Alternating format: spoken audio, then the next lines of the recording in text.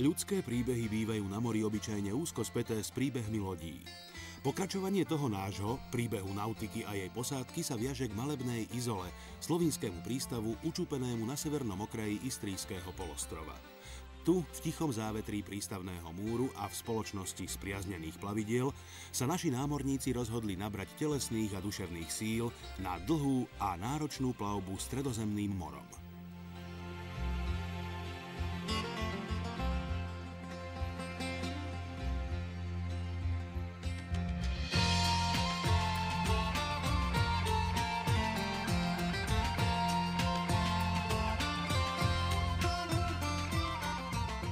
Prvou krátkou zastávkou na tejto púti sa stal nedaleký Terst, významné prístavné mesto severného Jadranu na talianskej pôde. Vzhľadom na krátkosť času však našim námorníkom v pamäti utkveli len večerné reminiscencie a kontúry prístavných budov.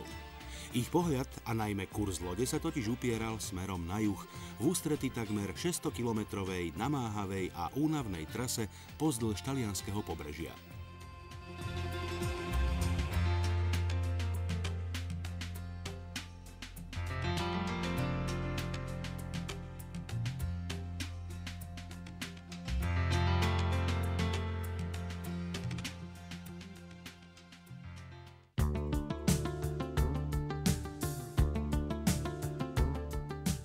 Súostrovie Tremity sa po niekoľkých dňoch strávených na lodi stalo vítaným spestrením monotónnej plavby, a to nielen pre posádku, ale najmä pre lodnú kameru. Nautika sa ticho šinula pomedzi roztrúsené ostrovčeky a chvíľami sa zdalo, že by sa tu aj rada zastavila. No pevná ruka lodivoda odoprela túžený odpočinok ako lodi, tak aj posádke a tvrdošíne sa držala kormidla a najmä vytýčeného cestovného plánu. Tento raz však plavba netrvala dlho a po necelých 70 kilometroch nautika dosiahla prístav patriaci mestečku Vieste. Vieste sa nachádza na najvýchodnejšom cípe oblasti Gargano a patrí nielen medzi vyhľadávané turistické destinácie, ale plní aj funkciu dôležitého tranzitného prístavu pre lode križujúce túto časť Stredomoria. Presne túto možnosť využila aj posádka nautiky ako krátke vydýchnutie pred pokračovaním v stanovenej expedičnej trase.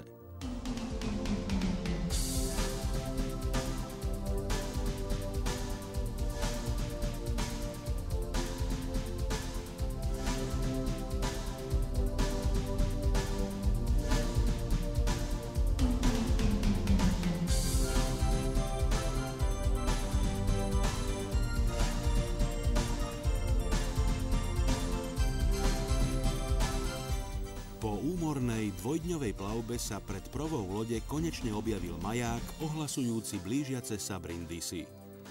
Po takmer 200 kilometroch strávených na nepokojnom mori však posádku neopustilo šťastie ani tento raz. Zjavilo sa v podobe výhodného pre nautiku akoby vopred rezervovaného miesta pri prístavnom múre.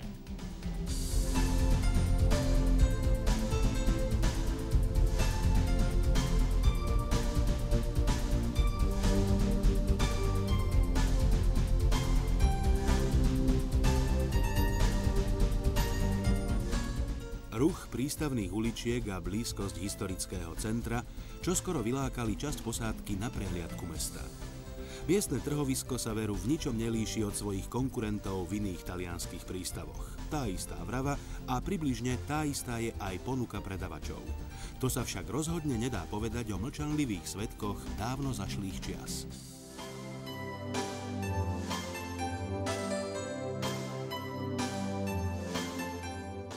Tieto prístavné stĺpy patria k historickým skvostom Brindisi a spolu s mnohými inými stavbami sú pamiatkou na vládu Ríma, datujúcu sa od roku 267 pred naším letopočtom. Brindisi je mimochodom späté aj so slávnym básnikom Vergíliom, ktorý podľa záznamov skonal práve niekde v týchto miestach.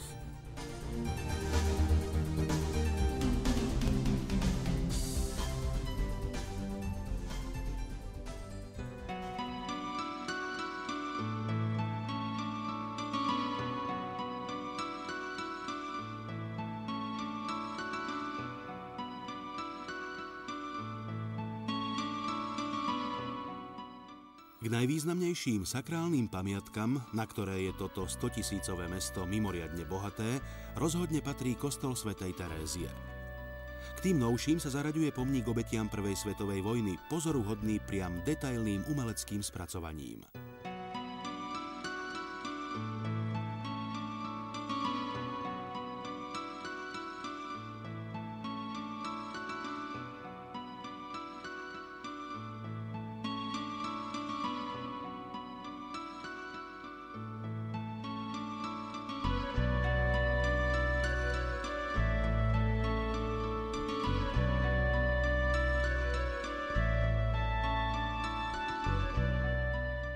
V záľahe rôznych pomníkov staršieho či novšieho dáta, fontán, priečelí budov a iných architektonických prvkov sa nájdú aj námornícke motívy. To všetko osviežujú ostrovčeky zelene, blahodárne pôsobiace na dušu unaveného návštevníka.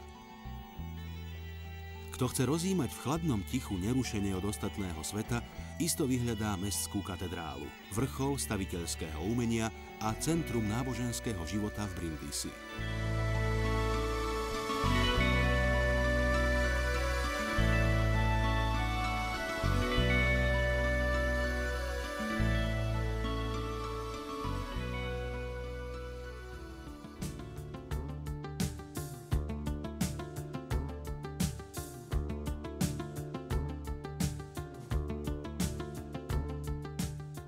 Ani lákadlá prístavného mesta, ani architektonické pamiatky však našu posádku nepresvedčili, aby v Brindisi pobudla dlhšie.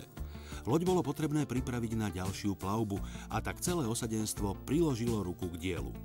Len nedočkavá nautika nehybne a mlčky očakávala signál na odchod z prístavu.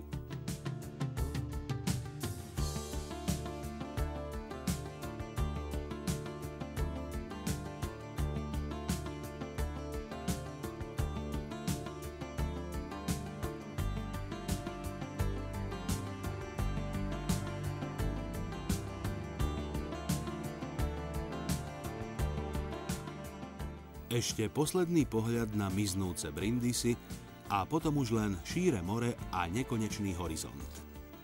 Nálada posádky spočiatku trochu trpela podozrivým vzhľadom oblohy, no chmúrne predpovede sa nenaplnili. Počasie sa našťastie čoskoro umúdrilo a na lodi zavládol obvyklý cestovný režim.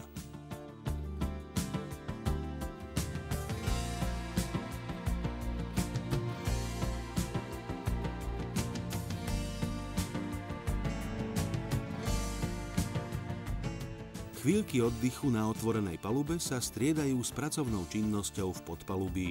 Na lodi má skrátka každý svoje miesto. Aj keď na mori vládne relatívne dobré počasie, pozornosť posádky nesmie ani na chvíľu ochabnúť.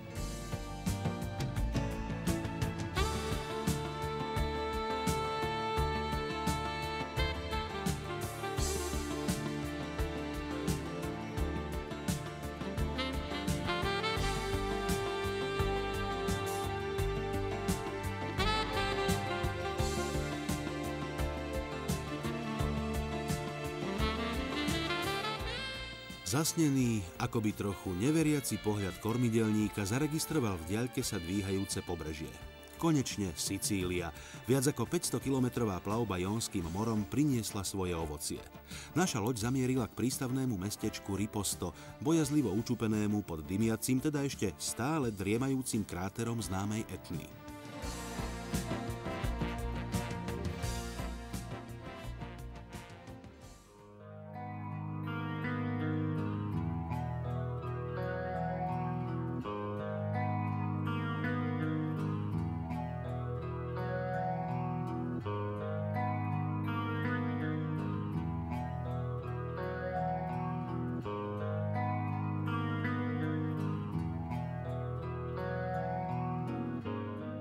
Krátka zastávka v Riposte znamenala len akési nadýchnutie pred ďalšou plavbou, tentoraz však paradoxne netradičným severovýchodným kurzom. Posádka nautiky sa rozhodla obzrieť si pobrežie bájnych Kyklopov smerom k Mesínskej úžine.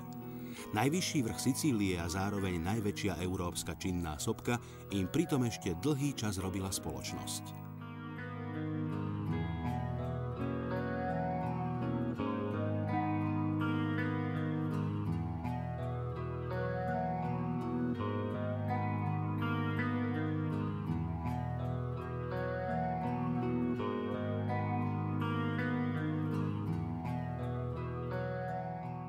Sicílske pobrežie je v týchto miestach zaujímavo členité a priam blahodárne pôsobí najmä na oko kapitánskej kamery. Už menej blahodárne však začínajú pôsobiť podmorské prúdy, ktoré kdesi vpredu cítia príťažlivosť blížiaceho sa prielivu.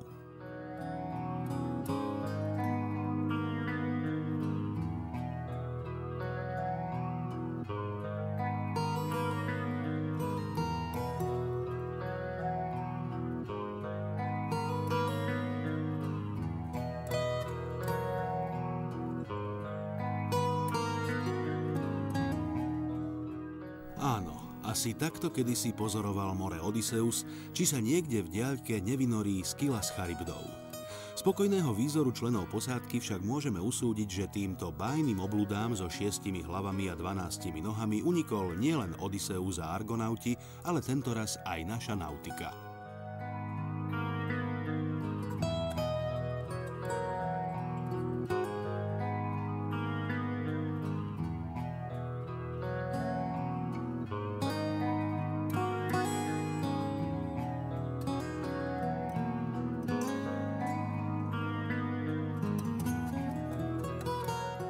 So zužujúcim sa priestorom medzi sicílskym pobrežím a kontinentom, ako by sa tunajšia námorná premávka začala nielen zrýchľovať, ale aj zhusťovať.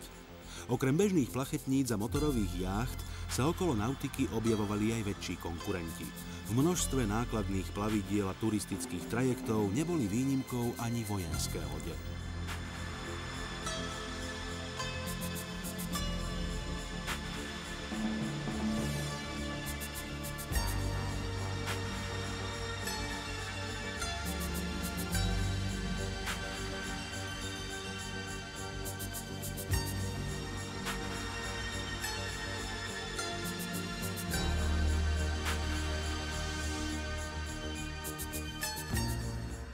Po prekonaní takmer 150 kilometrov plavby, v závere už opäť tradičným západným kurzom, nautika dosiahla Liparské ostrovy. Jeden z nich, Stromboli, vítal príchodzích svojou charakteristickou siluetou čnejúcou z Tyrénskeho mora ako akýsi prírodný maják.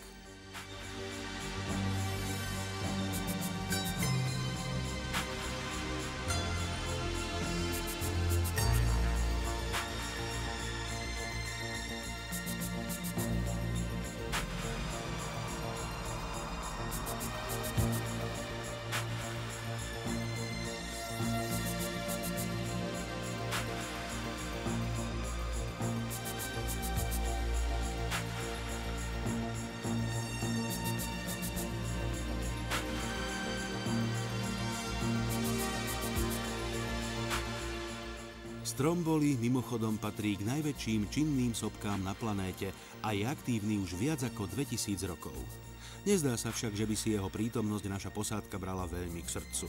Pokojné more a priaznivé počasie skôr zvádzajú k odpočinku či k osvieženiu unaveného organizmu.